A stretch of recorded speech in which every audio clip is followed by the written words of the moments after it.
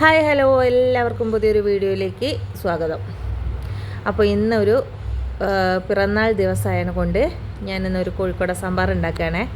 അപ്പോൾ അതിന് വേണ്ടി എടുത്ത് വെച്ച തേങ്ങ, കുറച്ച് ജീരകം, ഉലുവ, കുരുമുളക്, ചെറിയുള്ളി, വെളുത്തുള്ളി, കറിവേപ്പില, ഇത്രയും സാധനങ്ങളും കൂടെയാണ് തേങ്ങയിലേക്ക് ഇട്ടത് കേട്ടോ.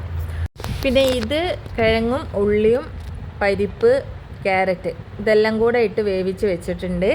ഇപ്പം ഞാൻ ചീനച്ചട്ടി വെച്ചിട്ട് എണ്ണ അതിലേക്ക് ഒഴിച്ച് ചൂടാക്കി വെച്ചതാണ്. അതിലേക്ക് ഇനിയിപ്പം നമ്മൾ നേരത്തെ റെഡിയാക്കി വെച്ച തേങ്ങ അല്ലേ അതിങ്ങോട്ട് ഇട്ട് കൊടുക്കും. അപ്പോൾ അത് നന്നായിട്ട് മൂത്ത് വരുന്ന വരെ ഇങ്ങനെ കൈ എടുക്കാതെ ഇങ്ങനെ ഇളക്കിക്കൊണ്ടേയിരിക്കണം. നല്ല മൂപ്പായതിന് ശേഷമാണ് നമ്മളത് വാങ്ങി വെക്കുക. അപ്പോൾ എല്ലാ സാധനങ്ങളും ഇങ്ങനെ നല്ല മൂപ്പായി വരണം അതിൽ കിടന്നിട്ട്. പിന്നെ ഞാൻ ചില സമയത്ത് നമ്മൾ വേണമെങ്കിൽ നമുക്ക് ചെറിയുള്ളിയും വെളുത്തുള്ളി ഇതൊക്കെ ചെറുതായിട്ടൊന്ന് അരിഞ്ഞിട്ട് കൊടുത്താലൊക്കെ അത് കുറച്ചും കൂടി ഒന്ന് നന്നായിട്ട് ഇതായി വരും.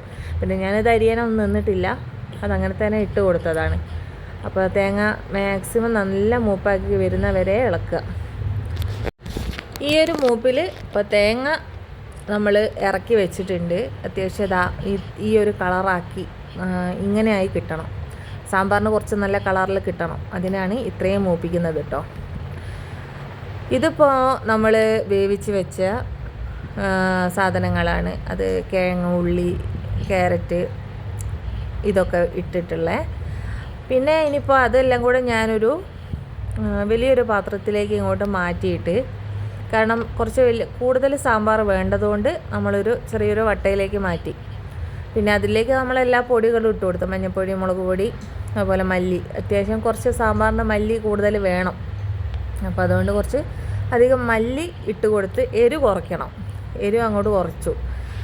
സാമ്പാറിന് കൂടുതൽ എരിവ് പറ്റൂല, കാരണം അതിൻ്റെ എല്ലാ ടേസ്റ്റും അങ്ങ് പോയി പോകും. അതുകൊണ്ട് എരിവ് വേണ്ട.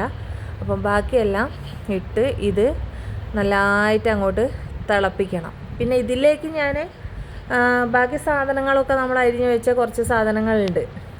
തക്കാളി, വെണ്ട, അതുപോലെ തന്നെ മുരിങ്ങാക്കോല്, പിന്നെ കായ, ഈ പച്ചക്കായ. പിന്നെ ഇതെല്ലാം കൂടി ഒന്ന് നന്നായിട്ടൊന്ന് വെന്ത് വരിക. അത് കഴിഞ്ഞിട്ടാണ് ബാക്കി തേങ്ങയും കാര്യങ്ങളൊക്കെ ഒന്ന് ചേർത്ത് കൊടുക്കേണ്ടത്. അപ്പോൾ നമ്മൾ വറുത്ത് വെച്ച തേങ്ങ ഞാൻ നന്നായിട്ട് അരച്ചെടുത്തിട്ടുണ്ട്. മിക്സീൻ്റെ ജാറിലാണ് കേട്ടോ അരച്ചത്. സാധാരണ കല്ലുമ്മിലൊക്കെ അരയ്ക്കുകയാണ് നല്ല നല്ല വെണ്ണ പോലെ കിട്ടും. അപ്പോൾ ഞാൻ മിക്സീൻ്റെ ജാറിലാണ് അരച്ചിട്ട് ഇപ്പോൾ ഞാനിത് ചേർത്ത് കൊടുത്ത് അതിൽ കാണുന്നില്ലേ തേങ്ങ കട്ടയായി കിടക്കുന്ന, അപ്പോൾ ഒക്കെ നന്നായിട്ട് ഇളക്കി നല്ലോണം ഇളക്കിയിട്ട് അത് മിക്സാക്കി എടുക്കുന്നുണ്ട്. പിന്നെ ഇതിൽ നമ്മൾ കായം ചേർക്കുന്നുണ്ട്. അത് നമ്മൾ പരിപ്പും കിഴങ്ങും എല്ലാം കൂടെ ഇട്ട് കുക്കറിൽ വേവിക്കുന്ന സമയത്ത് അതിലേക്ക് കായം ചേർത്ത് കൊടുക്കുന്നുണ്ട്. അത് നന്നായിട്ട് അതിൽ മിക്സ് ആയിക്കോളും, അതിലങ്ങ് അലിഞ്ഞ് ചേർന്നോളും. പിന്നെ ലാസ്റ്റാണ് നമ്മൾ ഇതിലേക്ക് കുറച്ച് പുളി പിഴിഞ്ഞൊഴിക്കുന്നത്. അത് നമ്മൾ തേങ്ങയൊക്കെ ഇട്ടതിന് ശേഷമാണ് പുളി പിഴിഞ്ഞൊഴിക്കുക. പിന്നെ സാമ്പാർ പൊടിയും ഇട്ട്, പിന്നെ കറിവേപ്പിലയും മല്ലിച്ചപ്പ് ഇതെല്ലാം കൂടി ഇട്ട് നന്നായിട്ട് തിളച്ചതിന് ശേഷം ഇത് വാങ്ങി വെക്കും. പിന്നെ ഇതിലേക്ക് വറ്റൽമുളകും കടുകും ഇട്ട് ഒരു വറവും. ഇത് അവിയലിൻ്റെ കൂട്ടാണ് കേട്ടോ. അപ്പോൾ ഇതിൽ ചേർത്തിരിക്കുന്ന സാധനങ്ങൾ എന്തൊക്കെയാണെന്ന് വെച്ചാൽ ചേനയുണ്ട്, കായുണ്ട്, അതുപോലെ ക്യാരറ്റ്, പയറ്, പിന്നെ മുരിങ്ങാക്കോല്, പടവലം, കയ്പ എന്ന് പറയുന്നത് പാവയ്ക്ക കേട്ടോ. അങ്ങനെ എല്ലാ കഷ്ണങ്ങളും ഇട്ടിട്ടുണ്ട്.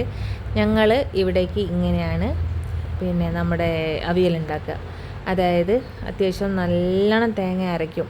തേങ്ങയിൽ ഞങ്ങൾ ഇഞ്ചി, അതുപോലെ ചെറിയുള്ളി, പിന്നെ പച്ചമുളക്, കുറച്ച് ജീരകം, പിന്നെ ചേർക്കുന്നത് ഒരല്ലി വെളുത്തുള്ളി, അത് ഞാൻ ചേർക്കും കേട്ടോ.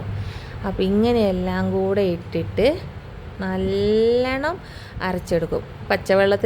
വെള്ളത്തിലല്ല നമ്മൾ അരയ്ക്കുന്നത്, ഈ തൈരിൽ തന്നെയാണ് കേട്ടോ. അപ്പോൾ കൂടുതൽ വെള്ളം ചേർക്കാണ്ട് ഇതിലേക്ക് ആക്കാനും വേണ്ടിയിട്ടാണ്.